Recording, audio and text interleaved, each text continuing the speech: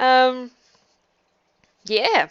So we're reading Dr. Jekyll and Mr. Hyde, and we've had one murder already, and Jekyll is now a bit of a basket case and has given Mr. Utterson, his lawyer, a letter written by Hyde. But Mr. Utterson's buddy, whose name was Mr. Guest, I believe, who is a handwriting expert, believes that there are similarities between their handwriting, and gosh, isn't that astonishing? So Mr. Utterson has now presumed that Dr. Jekyll is forging letters from Mr. Hyde. Should we start a murder count? I'm not sure. I don't actually remember how many murders there are in the book, but we're one down, so I guess we'll see if there are going to be more. Who knows? There are definitely books where a murder count would be apt. I'm not sure if this is one of them. In any case, shall we dive right in to the next chapter, which is called Remarkable Incident of Dr. Lanyon.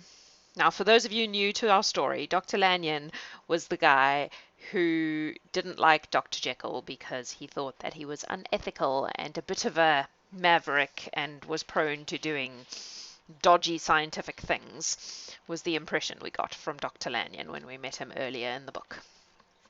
So, here we go. Remarkable Incident of Dr. Lanyon. Time ran on. Thousands of pounds were offered in reward for the death of Sir Danvers.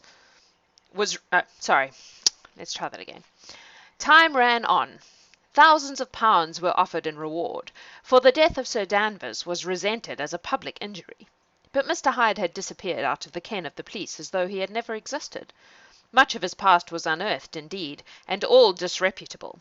Tales came out of the man's cruelty, at once so callous and violent, of his vile life, of his strange associates, of the hatred that seemed to have surrounded his career. But of his present whereabouts, not a whisper. From the time he had left the house in Soho on the morning of the murder, he was simply blotted out. And gradually, as time drew on, Mr. Utterson began to recover from the hotness of his alarm, and to grow more at peace with himself.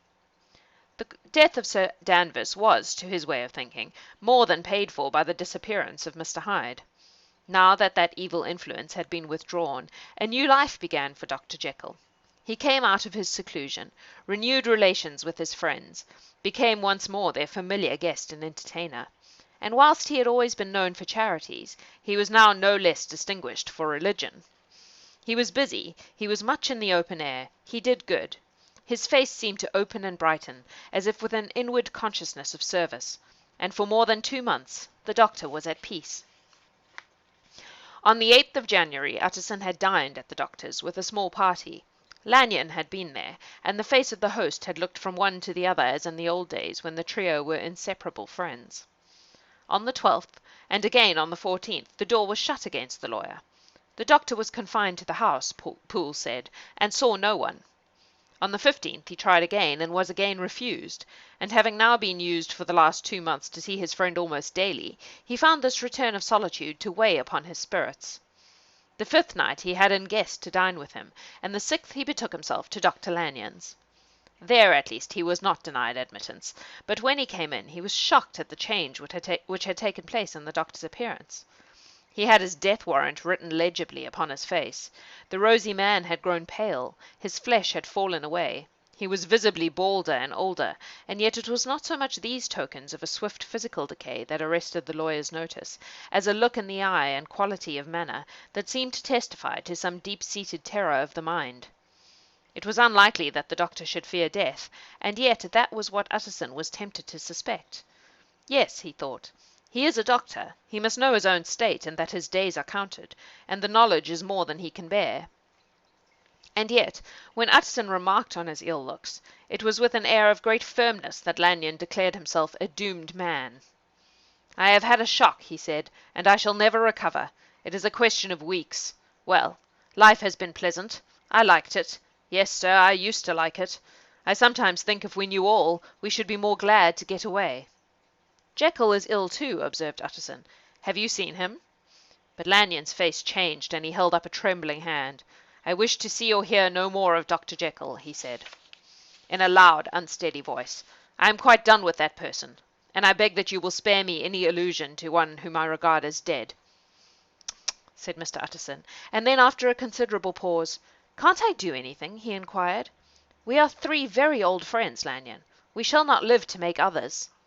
"Nothing can be done," returned Lanyon. "Ask himself." "He will not see me," said the lawyer. "I am not surprised at that," was the reply. "Some day, Utterson, after I am dead, you may perhaps come to learn the right and wrong of this. I cannot tell you. And in the meantime, if you can sit and talk with me of other things, for God's sake stay and do so. But if you cannot keep clear of this accursed topic, then in God's name go, for I cannot bear it."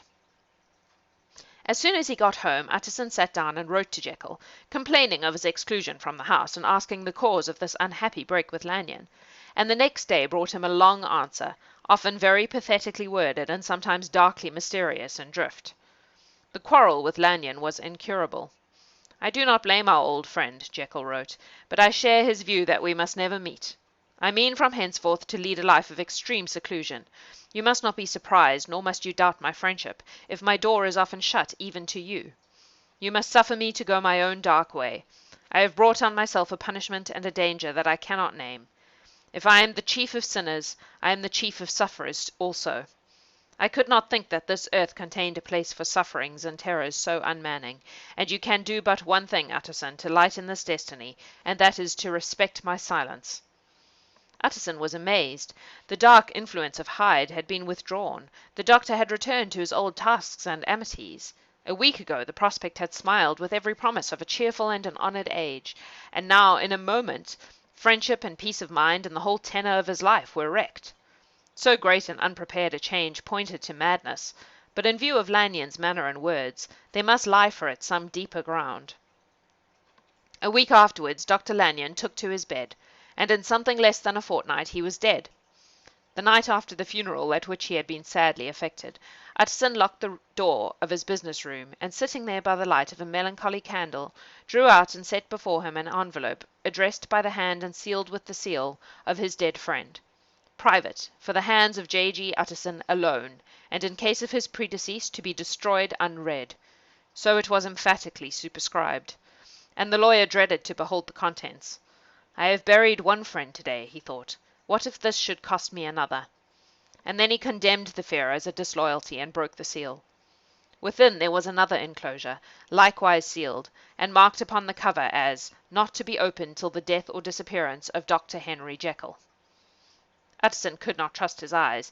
Yes, it was disappearance. Here again, as in the mad will, which he had long ago restored to its author, here again were the idea of a disappearance and the name of Henry Jekyll bracketed.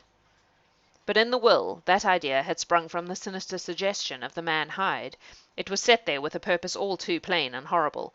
Written by the hand of Lanyon, what should it mean? A great curiosity came to the trustee to disregard the prohibition, and dive at once to the bottom of these mysteries. But professional honour and faith to his dead friend were stringent obligations, and the packet slept in the inmost corner of his private safe. It is one thing to mortify curiosity, another to conquer it, and it may be doubted if, from that day forth, Utterson desired the society of his surviving friend with the same eagerness. He thought of him kindly, but his thoughts were disquieted and fearful. He went to call, indeed, but he was perhaps relieved to be denied admittance. Perhaps, in his heart, he preferred to speak with Poole upon the doorstep, and surrounded by the air and sounds of the open city, rather than to be admitted into the house of voluntary bondage, and to sit and speak with its inscrutable recluse. Poole had, indeed, no very pleasant news to communicate. The doctor, it appeared, now more than ever confined himself to the cabinet over the laboratory, where he would sometimes even sleep. He was out of spirits. He had grown very silent. He did not read. It seemed as if he had something on his mind. Utterson became so used to the unvarying character of these reports that he fell off little by little in the frequency of his visits. That's the end of that chapter.